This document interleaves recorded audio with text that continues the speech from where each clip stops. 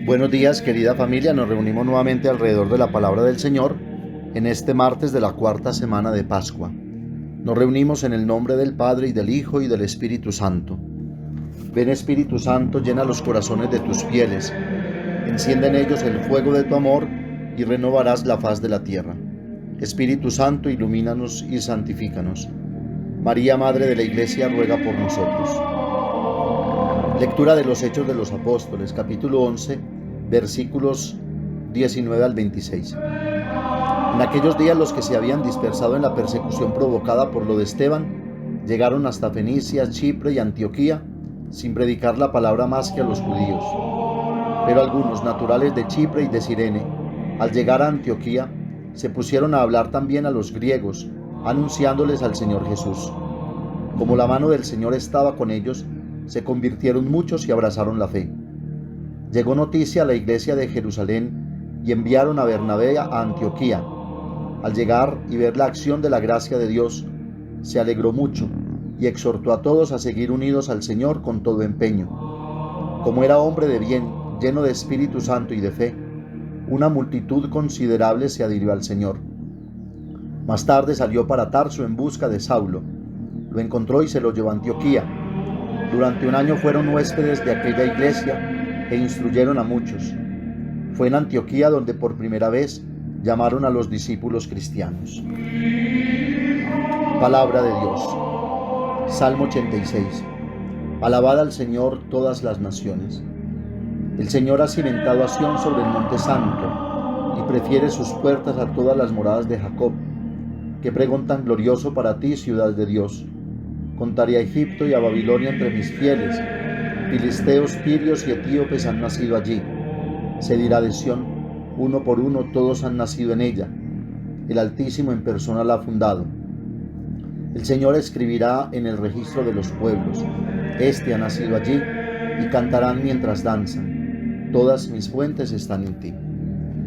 Lectura del Santo Evangelio según San Juan, capítulo 10, versículos 22 al 30. En aquel tiempo se celebraba en Jerusalén la fiesta de la dedicación del templo. Era invierno y Jesús se paseaba en el templo por el pórtico de Salomón. Los judíos rodeándolo le preguntaban: ¿hasta cuándo nos vas a tener en suspenso? Si tú eres el Mesías, dínoslo francamente. Jesús les respondió: os lo he dicho y no creéis. Las obras que yo hago en nombre de mi Padre, esas dan testimonio de mí. Pero vosotros no creéis, porque no sois ovejas mías.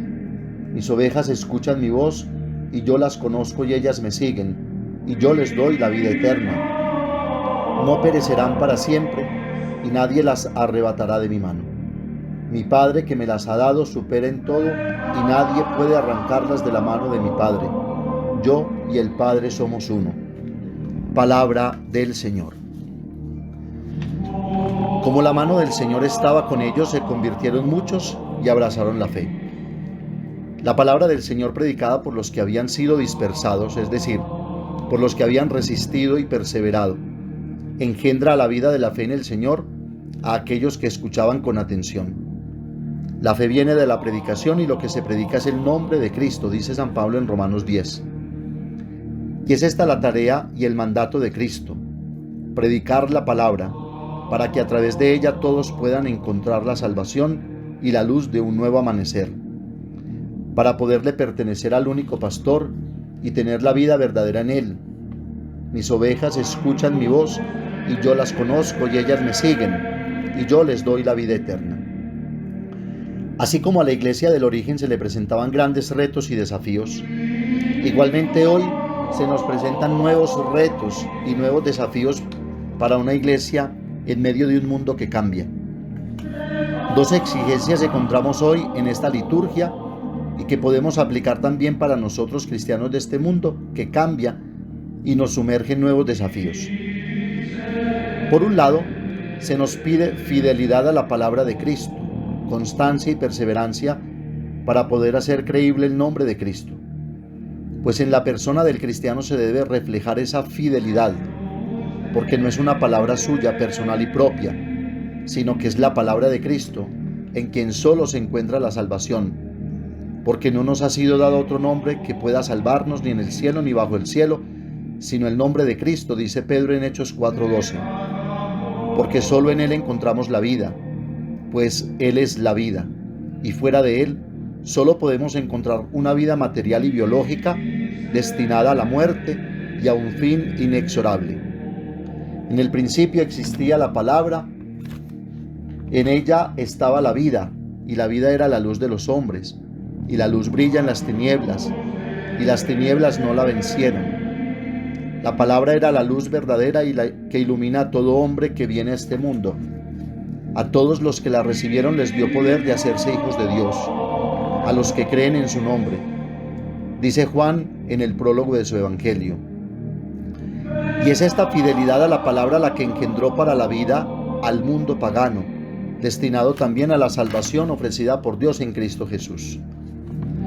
Se necesitó la convicción de los cristianos y la conversión de la mentalidad que los hizo superar los miedos y los límites asfixiantes de los judíos, que cerraron los oídos y el corazón a la voz de esa palabra y prefirieron la oscuridad y no seguir al pastor. Y esta fidelidad que los configuraba con Cristo hizo que en Antioquía por primera vez llamaran a los discípulos cristianos, porque los identificaron con el crucificado, traspasado por el amor al límite, quien nos amó aún siendo pecadores, como dice San Pablo en Romanos 5:8. Y esta es la prueba de ese amor sin condiciones, amor al que tenemos que llegar los cristianos. De resaltar al respecto el envío de Bernabé y su alegría por cuanto Dios estaba haciendo en el mundo pagano por medio de los cristianos. Nos preguntamos, ¿sentiremos también nosotros esa alegría? ¿Estaremos transmitiendo nosotros la misma alegría a las gentes de nuestro mundo, sumergido en tantas distracciones, futilidades, mediocridades, embrujados y encantados por chispas de luz que apenas alcanzan a dar un reflejo que se pierde en el vacío y en el horizonte? No nos faltará más compromiso y contundencia y nos estaremos limitando al mínimo necesario por miedo al riesgo y al compromiso. Podrán hoy decir de nosotros que somos verdaderamente cristianos. Enviaron a Bernabé a Antioquía.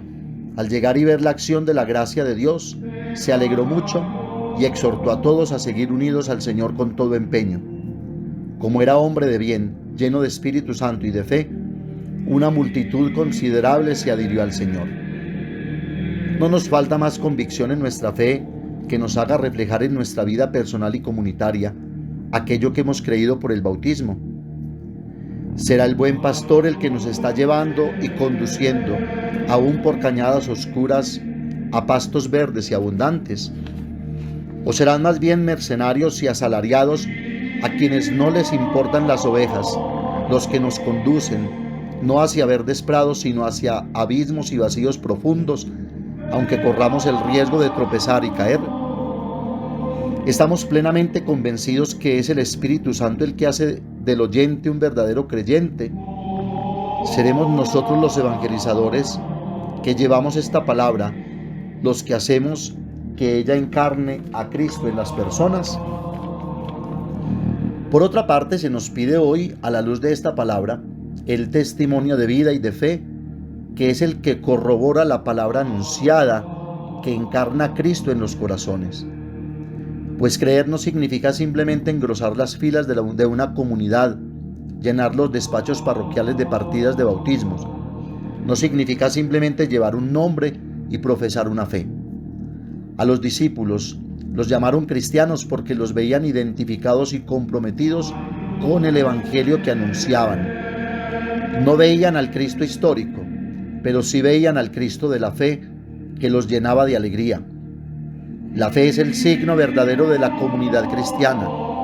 Es el signo de los que han aceptado el riesgo de confiar en la encarnación del Verbo, apoyándose únicamente al escándalo del Cristo crucificado y resucitado, sabiduría de Dios que destruye toda sabiduría humana. Por eso, los mismos signos que acompañaron a Cristo para la instauración del reino, curaciones y liberaciones, eran los mismos que acompañaron a los cristianos. Es el testimonio de la fe el que fue haciendo y formando la comunión que se hizo solidaridad, comunión de bienes, superación de egoísmos, rencores y odios, acogida de los demás.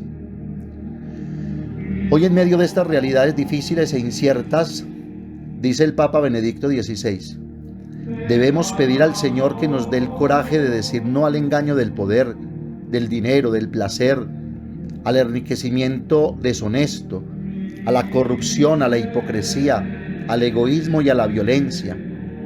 No al egoísmo príncipe engañador de este mundo, sí a Cristo, que destruye la potencia del mal con la omnipotencia del amor.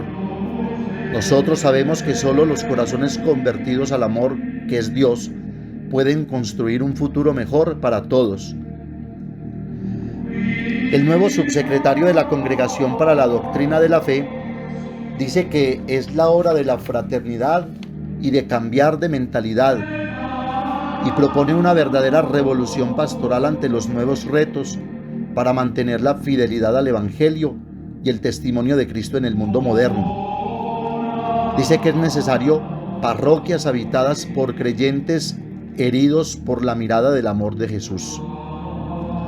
Propone un cambio fundamental en la manera de desarrollar la catequesis presacramental y la iniciación cristiana, especialmente la confirmación y pastoral juvenil, ya que muchos niños y jóvenes no interiorizan profundamente la unión con Jesús y el Evangelio como elemento decisivo para la plenitud humana, ya que para muchos niños la primera comunión termina siendo la única comunión por muchos años, tal vez hasta el momento de la confirmación, y así para los jóvenes tal vez hasta el momento del matrimonio o nunca, etc. También propone una mirada a la manera como celebramos la Eucaristía. Dice que una bella predicación no hace el domingo. Hay que mirar cómo favorecer la calidad de la participación en la liturgia, pues la Eucaristía es para festejar. Otro reto, dice, el exagerado culto al cuerpo, la belleza y la eterna juventud. Dice que para los jóvenes, fuera de la juventud no hay salvación. Salud, poder, dinero, sexualidad, libertad infinita, necesidad de diversión, etc. Y sobre todo, ya no hay transmisión de la fe en las familias.